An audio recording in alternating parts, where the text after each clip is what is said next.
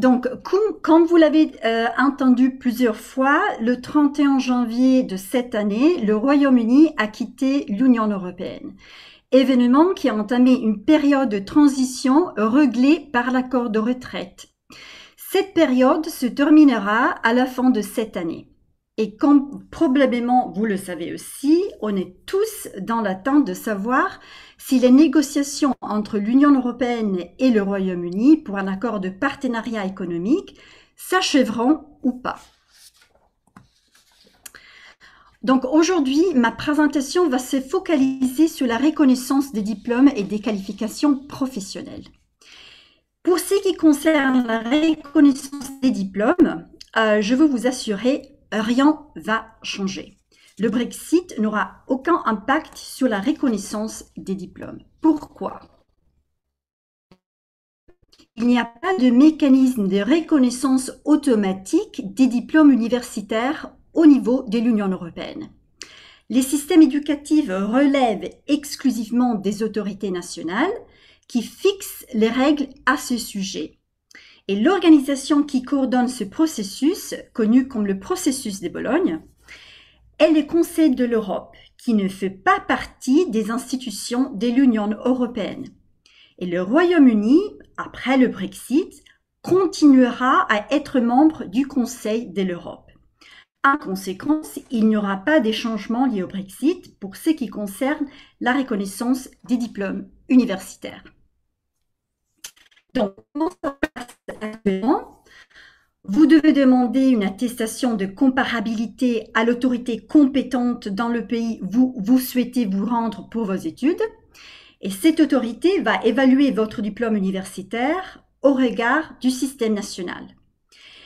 Il faut que vous contactiez le centre unique NARIC national, en FWB, si par exemple vous rentrez des études au Royaume-Uni, ou le centre unique NARIC au Royaume-Uni, si par exemple vous vous installez pour y travailler ou poursuivre vos études entamées en FWB. Et vous trouvez ici les liens des autorités compétentes au Royaume-Uni et en FWB. En pratique, vous devez savoir que ce service est payant, s'élevant à quelques centaines d'euros, et l'évaluation peut prendre plusieurs mois en fonction de la complexité du dossier. Légalement, en fait, c'est 4 mois et plus 40 jours en FWB. Et donc, on vous conseille d'entamer le processus au plus vite. Avant de faire la comparaison, il est aussi conseillé de fournir vos documents au format Europass. Je voulais autrement ajouter qu'il n'y a aucune règle européenne qui oblige les universités à reconnaître les crédits ECTS. Car ce système est encore une initiative du Conseil de l'Europe, pas de l'Union européenne. Donc voilà. Maintenant, on passe à la reconnaissance des qualifications professionnelles. Et attention, là, il y aura des changements. Donc, la reconnaissance des qualifications rentre dans le remède de l'Union européenne et elle était réglée par la directive de 2005 numéro 36 de la Commission européenne. Et à partir du 1er janvier 2021, le Royaume-Uni ne sera plus couvert par cette directive. Et donc, les ressortissants du Royaume-Uni seront considérés comme des ressortissants de pays tiers. Et donc, il s'ensuit que les ressortissants du Royaume-Uni titulaires des qualifications acquises au Royaume-Uni devront le faire reconnaître officiellement en FWB. Et pareillement, les ressortissants du Royaume-Uni et les citoyens de la FWB titulaires des qualifications acquises en FWB devront le faire reconnaître officiellement au Royaume-Uni s'ils veulent continuer à exercer leur profession au Royaume-Uni. Pour ce qui concerne les prestations temporaires ou occasionnelles des services en Fédération Wallonie-Bruxelles, par des ressortissants du Royaume-Uni, même déjà légalement établis en FWB, Ça sera régi par les politiques et les règles de la FWB et vice-versa au Royaume-Uni.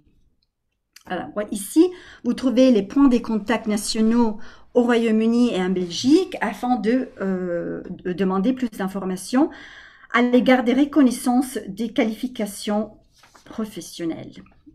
Et voilà, je voulais terminer avec ça. Donc, il faut tirer juste une distinction entre ce qui est acquis dans le passé et ce qui est en train d'être négocié dans le futur. Donc, dans ce cadre, l'accord de retraite garantit la validité des processus préalables. Qu'est-ce que ça veut dire? Ça veut dire que si vos qualifications, soit académiques, soit professionnelles, ont été reconnues avant la fin de l'année, ou si vous avez entamé le processus de reconnaissance avant la fin de cette année, quand l'accord de retraite va s'achever, vous pouvez rester tranquille car il reste reconnu et valable. Par contre, pour toute nouvelle requête qui seront introduites à partir du 1er janvier 2021, il dépendra des accords qui sont en train d'être négociés entre l'Union européenne et le Royaume-Uni, accord de partenariat ou pas. Voilà, pour en savoir plus, vous pouvez bien évidemment consulter les liens repris dans la diapo. Je pense que les présentations d'ailleurs vont être partagées. Et si vous avez besoin des questions, si vous avez des questions, n'hésitez pas à nous écrire à l'adresse email brexit@webi.be. Voilà.